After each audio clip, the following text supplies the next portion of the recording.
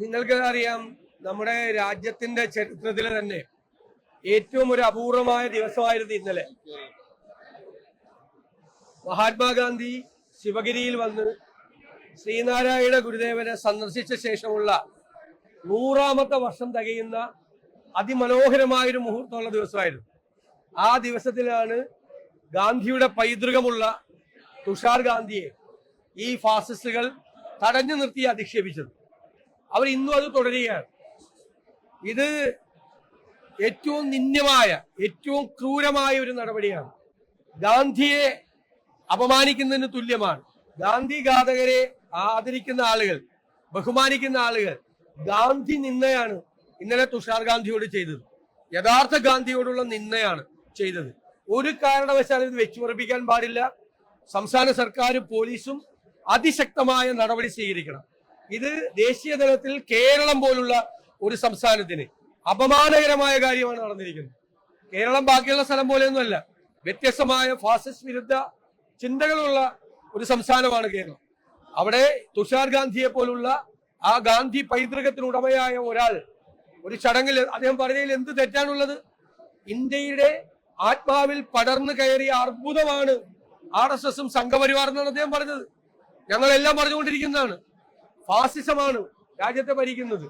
അത് അവിടെ രാജ്യത്തിന്റെ ജനാധിപത്യത്തിന്റെ ആത്മാവിനെയാണ് അത് കാർന്നു തിന്നുകൊണ്ടിരിക്കുന്നത് എന്നുള്ളൊരു രാഷ്ട്രീയ യാഥാർത്ഥ്യം, ഒരു സാമൂഹ്യ യാഥാർത്ഥ്യം പറഞ്ഞതിന്റെ പേരിലാണ് അദ്ദേഹം അവമാനിക്കപ്പെടുന്നത്.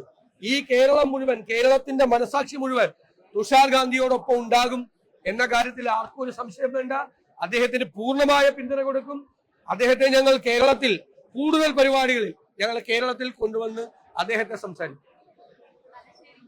അതുപോലെ വളരെ ഞെട്ടലോടുകൂടിയാണ് കണ്ടത്, തലശ്ശേരിയിൽ BJP CPM സംഘർഷമുണ്ടായ സമയത്ത് പോലീസ് ഇടപെട്ട് സംഘർഷം ഒഴിവാക്കാൻ ശ്രമിച്ചപ്പോൾ പോലീസിനെ ആക്രമിച്ചു CPMകാർ. മാത്രമല്ല, എന്താ FIRൽ എഴുതി വെച്ചിരിക്കുന്നത്? ഞങ്ങളോട് കളിച്ചാൽ തലശ്ശേരി പോലീസ് സ്റ്റേഷനിൽ ഇനി ഒരുത്തരും കാണില്ല എന്ന് പറഞ്ഞ് ഉദ്യോഗസ്ഥരെ ക്രൂരമായി നിലത്തിട്ട് ചവിട്ടിക്കൂട്ടി പോലീസുകാരെ, CPM ക്രിമിനലുകൾ. എന്നിട്ട് ഒരു പ്രതിയെ അവർ അറസ്റ്റ് ചെയ്തു. അയാളെ ബലമായി CPM നേതാക്കന്മാർ മോചിപ്പിച്ചു. CPM ഗുണ്ടകൾ പറഞ്ഞതുപോലെ ഇന്നലെ 2 SIമാർക്കെതിരായി, ഒരു വനിതാ SI ഉൾപ്പെടെയുള്ള 2 SIമാർക്കെതിരായി കേസെടുത്തു. എന്തു പോലീസാണ് മിസ്റ്റർ പിണറായി വിജയൻ? നിങ്ങളുടെ പോലീസ്, നിങ്ങൾ ആഭ്യന്തരമന്ത്രിയായിരിക്കുന്ന ഈ പോലീസ് എടുത്ത കേസിൽ പ്രതികളായ ആളുകൾ, ഈ പോലീസ്, നിങ്ങളുടെ പോലീസ് ഉദ്യോഗസ്ഥന്മാരെ ഭീഷണിപ്പെടുത്തിയതനുസരിച്ച് നിങ്ങൾ അവരെ സ്ഥലം മാറ്റി. അവിടെ നിന്ന് എന്ത് നീതിയാണ് കേരളത്തിൽ നടക്കുന്നത്? എന്ത് നീതി കേരളത്തിൽ ചെയ്യാൻ പറ്റും ഈ പോലീസിന്? പോലീസിന്റെ മുഴുവൻ ആത്മവീര്യവും തകർക്കുന്ന സംഭവമാണ് തലശ്ശേരിയിൽ ഉണ്ടായത്. ക്രൂരമായിട്ടാണ് പോലീസിനോട് പെരുമാറിയത്. പോലീസിനേക്കാൾ വലുതാണ് CPM എന്നുള്ള മെസ്സേജാണ് കൊടുത്തത്. എന്തിനാണ് അമ്പലത്തിൽ ഉത്സവം നടക്കുമ്പോൾ അവിടെ പോയി ഇൻകുലാബ് സിന്ദാബാദ് വിളിക്കുന്നത്? ഇപ്പൊ അമ്പലത്തിൽ ഉത്സവം നടക്കുമ്പോ അവിടെ പരിപാടിയിൽ കയറി പുഷ്പനെ അറിയാമോ എന്നുള്ള പാട്ട് പാടുക. അതിന്റെ വീഡിയോകൾ ഇപ്പൊ പ്രചരിക്കുകയാണ്. അമ്പലത്തിൽ ഉത്സവം നടക്കുമ്പോൾ അവിടെ പോയിട്ടാണോ ഇൻകുലാബ് സിന്ദാബാദ് വിളിക്കുന്നത്? അവിടെ അക്രമം ഉണ്ടാകുമ്പോൾ പോലീസിലെ അക്രമം ഇല്ലാതാക്കേണ്ടത്? അവര് അറസ്റ്റ് ചെയ്തുകൊണ്ട് പോയ നേരത്തെ ഒരു പോലീസുകാരനെ ആക്രമിച്ച കേസിലെ പിടികിട്ടാപ്പുള്ളിയാണ് വീണ്ടും ഈ ആക്രമണത്തിലുള്ളത്.